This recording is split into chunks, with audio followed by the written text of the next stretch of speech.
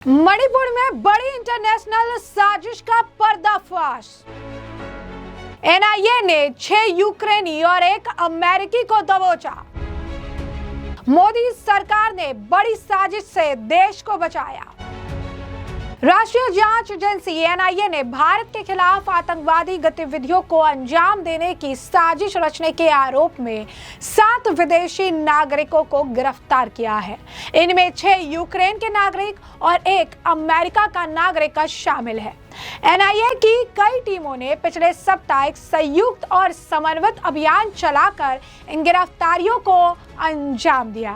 इन पर आरोप है कि इन्होंने भारत के खिलाफ आतंकी गतिविधियों की साजिश रची थी। इन्होंने यूरोप में बड़ी मात्रा में ड्रोन भारत के रास्ते मंगवाए, फिर बिना इजाजत मिजोरम गए और वहां से म्यांमार जाकर भारत विरोधी जातीय सशस्त्र समूहों के साथ मिल गए।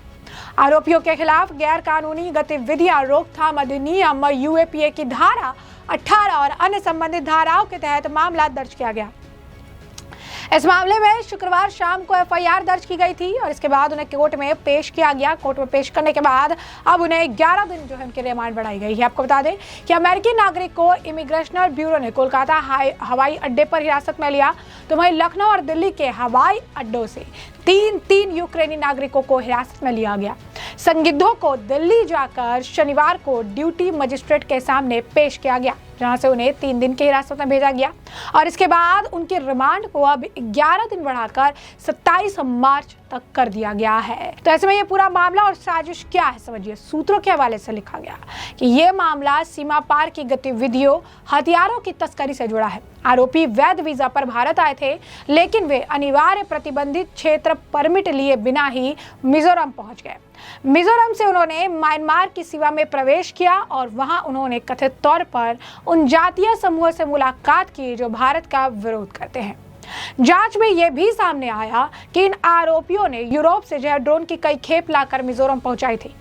विद्रोही गुटों का समर्थन। आपको बता दें कि एनआईए के अनुसार ये आरोपी हथियारबंद जातीय समूहों के इस्तेमाल के लिए यूरोप से भारत के रास्ते म्यांमार तक भारी मात्रा में ड्रोन के अवैध आयात में शामिल थे। कथित तौर पर यह जातीय समूह प्रतिबंधित भारतीय विद्रोही गुटों का हथियार, आतंकी साजो सामान और ट्रेनिंग देकर उनकी मदद कर रहे थे। अदालत में एनआईए की दलीलें। एनआईए की ओर से विशेष लोक अभियोजक एसपीपी राहुल त्यागी, पीपी अनिल डबास और वकील जतिन व अमित रोहलिया ने अदालत में पक्ष रखा और रिमांड की मांग की। एनआईए ने अदालत को बताया कि आरोपियों और उनके फरार साथियों द्वारा रची गई पूरी साजिश का पर्दाफाश करने और अधिक सबूत जुटाने के लिए हिरासत जरूरी है। रूट और फंडिंग की जांच एजेंसी ये पता लगाना चाहती है कि आरोपियों ने तस्करी के लिए कौन सा मार्ग अपनाया था। साथ ही टेरर फंडिंग के स्रोत का पता लगाने के लिए आरोपियों के मोबाइल डेटा का विश्लेषण करना आवश्यक है। एनआईए उन करीबी अज्ञात साथियों को भी पकड़ना चाहती है जो अभी फरार है।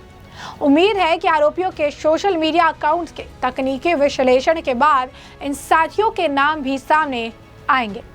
इस मामले पर पटियाला हाउस कोर्ट ने अतिरिक्त सत्र न्यायाधीश प्रशांत शर्मा ने रिमांड को सही ठहराते हुए कहा कि सबूत जुटाने, आपराधिक साजिश का पर्दाफाश करने, सह आरोपियों की पहचान करने, आरोपियों के मोबाइल डेटा के विश्लेषण जैसे पहलुओं को देखते हुए आरोपियों को पुलिस हिरासत में रखना ही बेहद उचित है।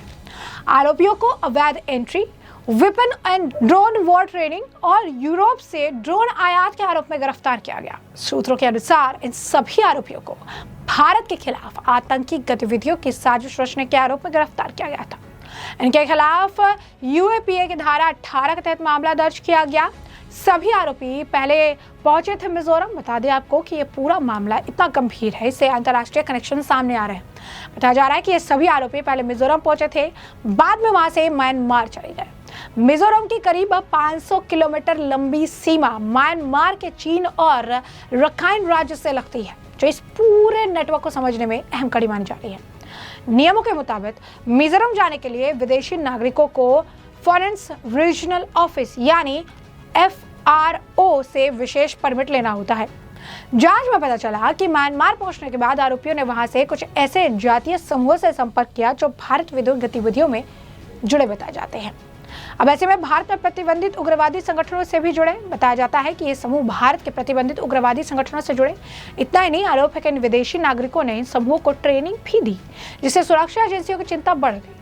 जांच में सामने आया कि आरोप यूरोप में भारत के रास्ते बड़ी संख्या में ड्रोन की खेप लेकर आए थे और आशंका जताई रही थी कि इस ड्रोन का इस्तेमाल किसी बड़ी आतंकी साजिश को अंजाम देने के लिए किया जा सकता है।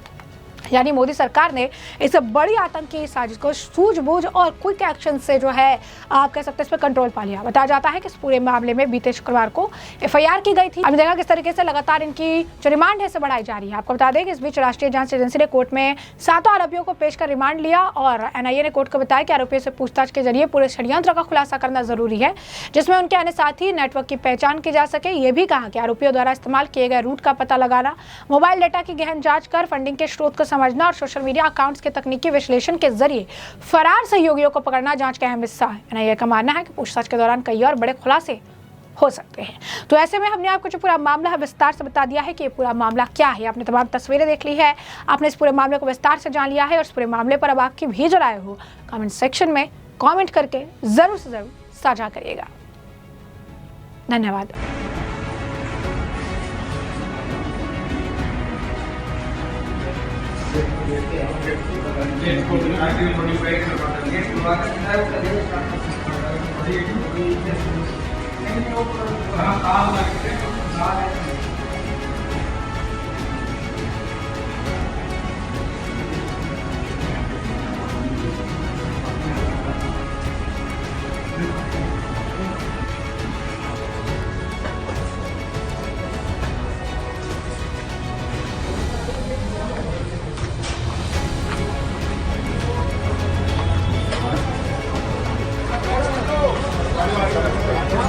भाई गाड़ी आ रही है, साइड हो जाओ।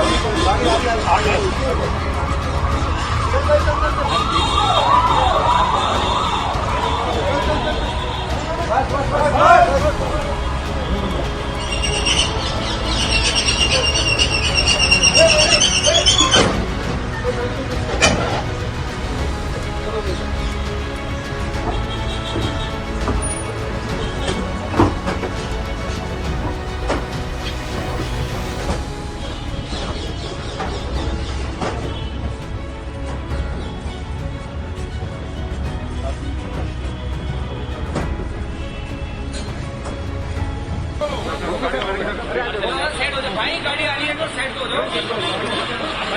साइड हट गया।